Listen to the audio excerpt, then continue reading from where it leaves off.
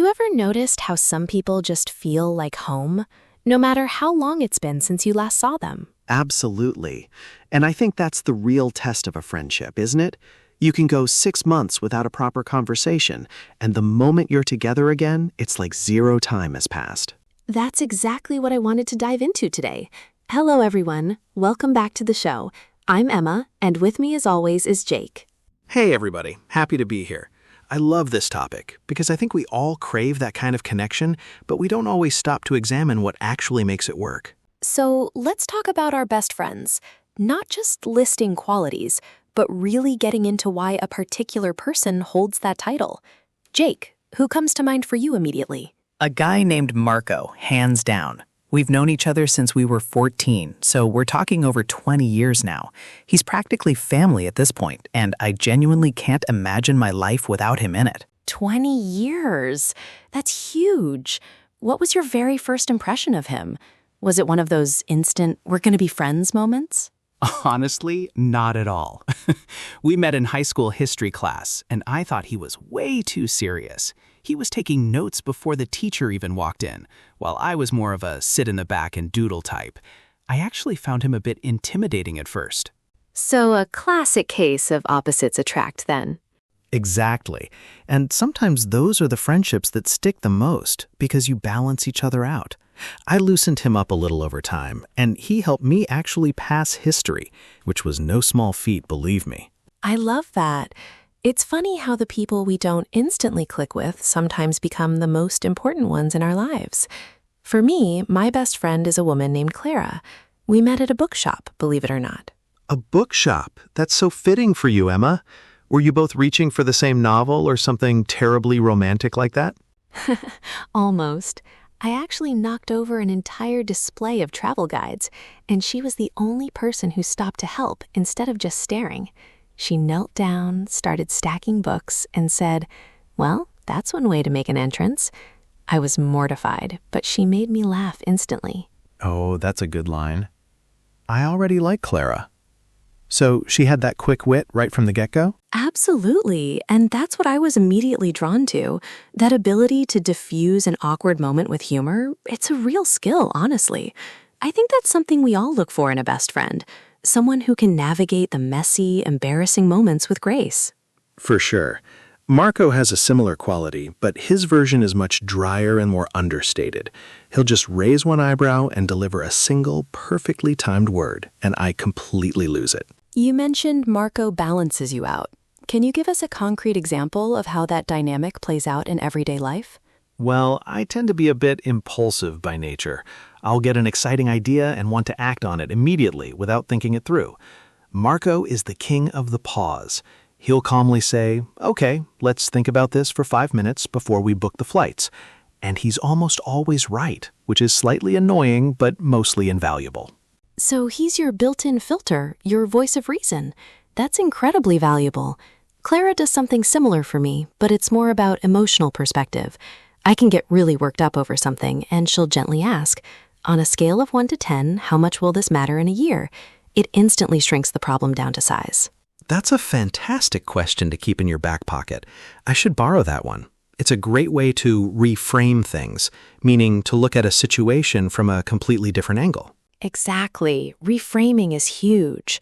And speaking of big moments, can you recall a specific memory with Marco that really cemented the friendship for you, that made you think, this guy is in my life forever?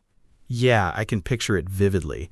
I was going through a pretty rough breakup in my early 20s, and I was just terrible company, moping around the apartment, canceling plans, feeling sorry for myself.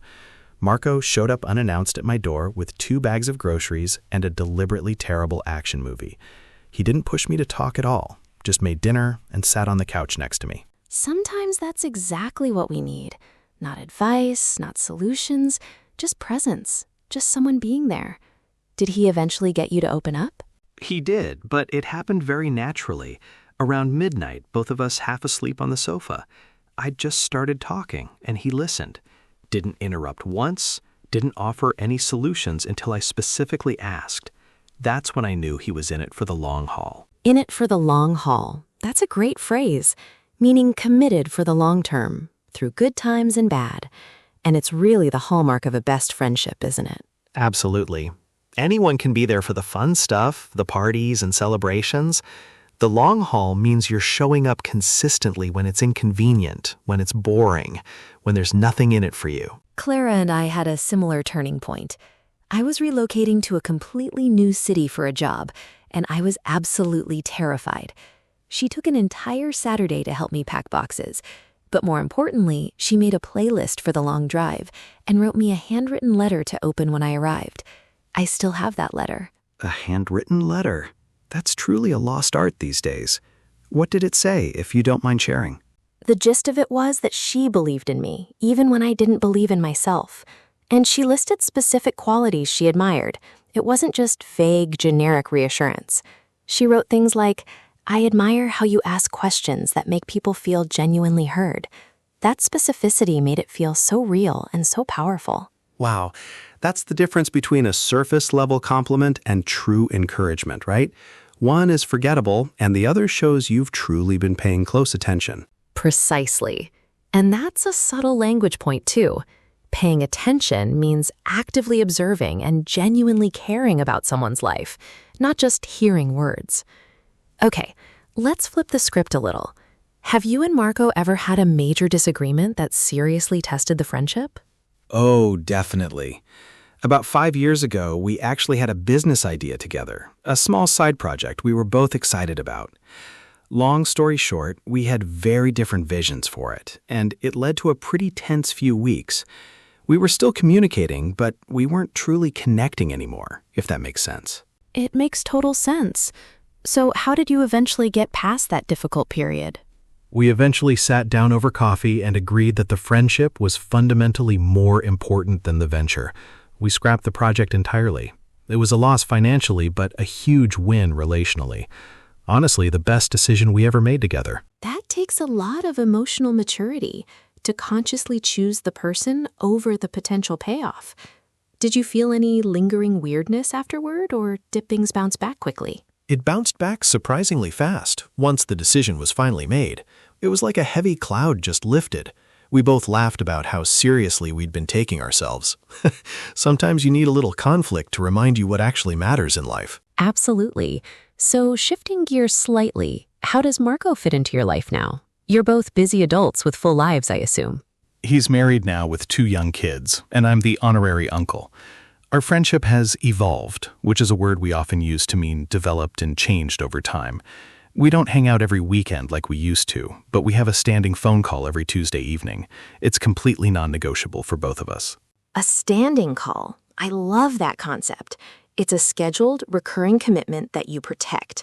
Clara and I do something similar, but ours is an endless voice note thread that never stops.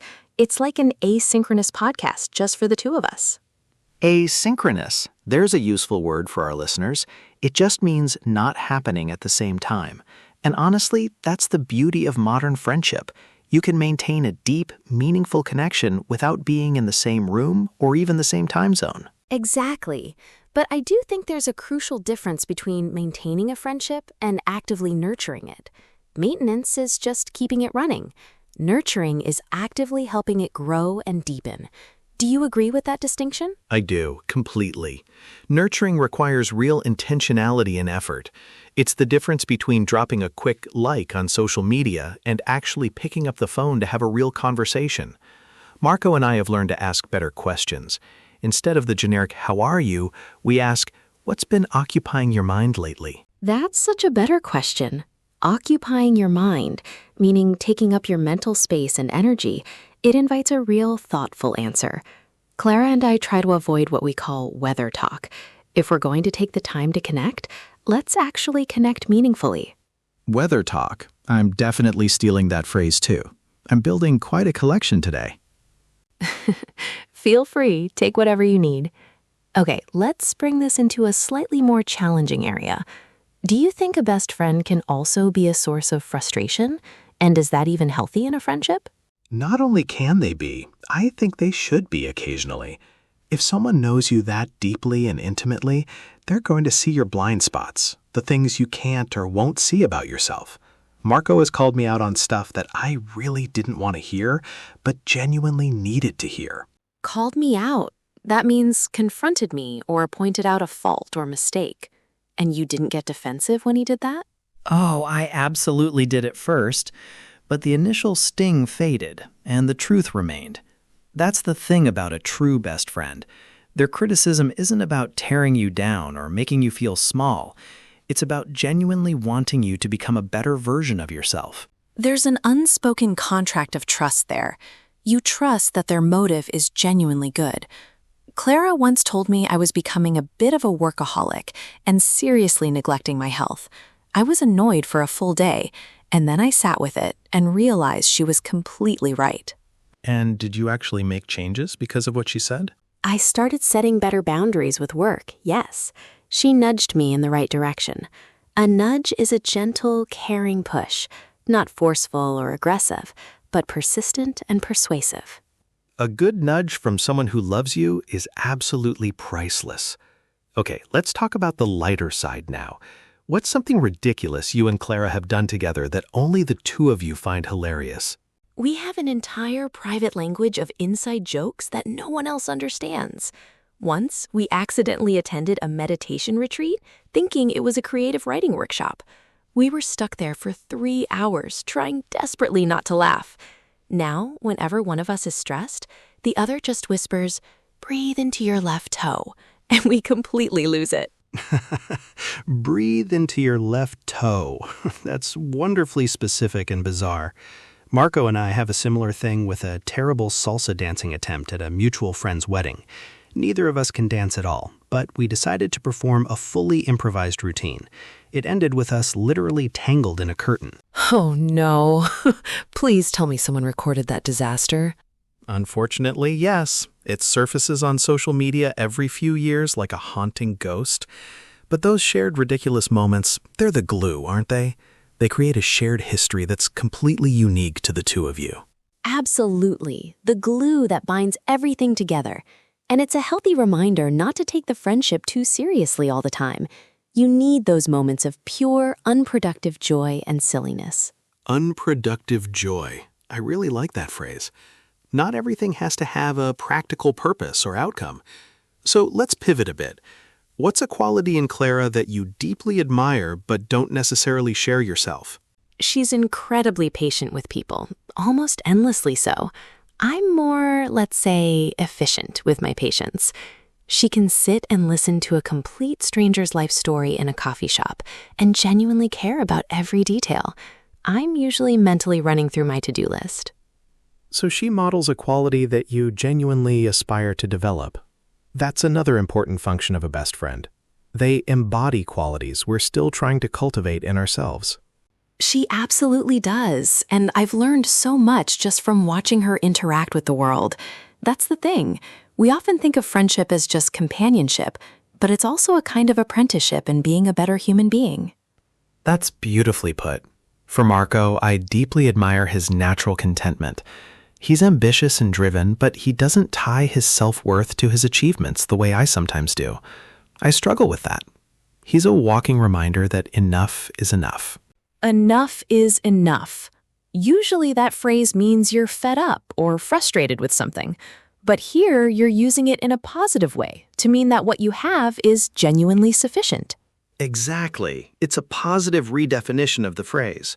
And that's a good language note. Context really changes everything. Okay, I have a slightly controversial question for you. Can a romantic partner also be your best friend? Or is that a completely different category of relationship? I think they can certainly overlap, but I also think it's genuinely risky to put all your emotional eggs in one basket. Clara knows things about me that I wouldn't necessarily bring to a romantic partner first.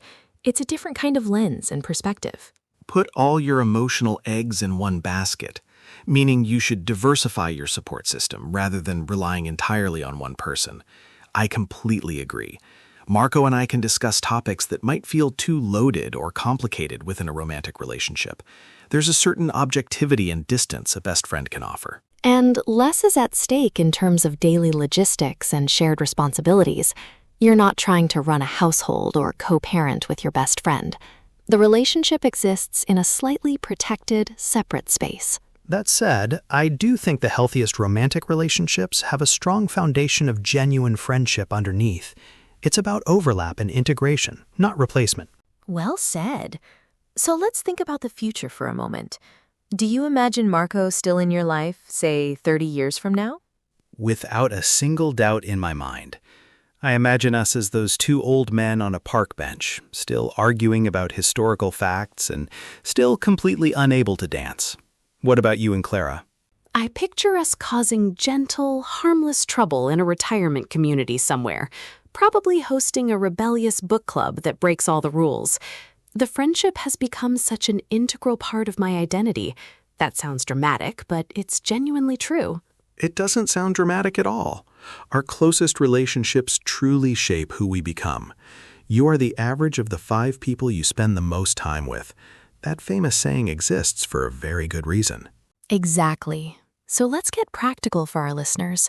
For someone who might feel they don't currently have a best friend in their life, what genuine advice would you offer them?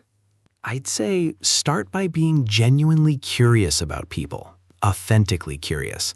Not to desperately fill a slot labeled best friend, but simply to understand them. Great friendships often start sideways, through a shared project, a daily commute, a hobby group. Show up consistently and let vulnerability happen gradually and naturally. Gradual vulnerability. I really like that framing. You don't have to spill your deepest secrets on day one. It's a slow, careful unfolding over time. And be the kind of person who listens as deeply as you'd want to be heard. Right. Also, don't underestimate the bonding power of being a bit of a fool together. Shared embarrassment is a surprisingly fast track to genuine connection. Try something new together and be absolutely terrible at it. That's brilliant and very actionable advice. Be terrible at something together. It really lowers the stakes. Okay, as we begin to wrap up, let's do a quick rapid-fire round. 1 word to describe your best friend. Go. Steady. Clara, luminous. She just has this inner light. That's lovely. One thing you've never told Clara, but probably should. That she genuinely changed the trajectory of my life, the entire path I was on, simply by believing in me when I was completely directionless and lost. I should say that out loud more often. You absolutely should. And I'd tell Marco that his quiet consistency is the unsung hero of my story. I think he probably knows, but I'm not sure I've ever phrased it that directly. Phrasing it matters enormously. The specific words we choose count. So our listeners have a small task now, should they choose to accept it. Reach out to your person, the one who came to mind while we were talking, and tell them one specific thing you genuinely appreciate. Not a generic, "you're great," but a real, concrete, detailed observation. Don't just think it privately. Articulate it out loud. Whether it's a message, a phone call, or even a handwritten letter like Clara wrote me. Let them know they are truly seen and valued. And if you're in a season of life where that person isn't in your life yet, your task is to be that person for someone else. Offer the kind of presence and attention you hope to receive one day. It often comes back around in unexpected and beautiful ways. Beautifully put. A best friend is not just someone who knows you well.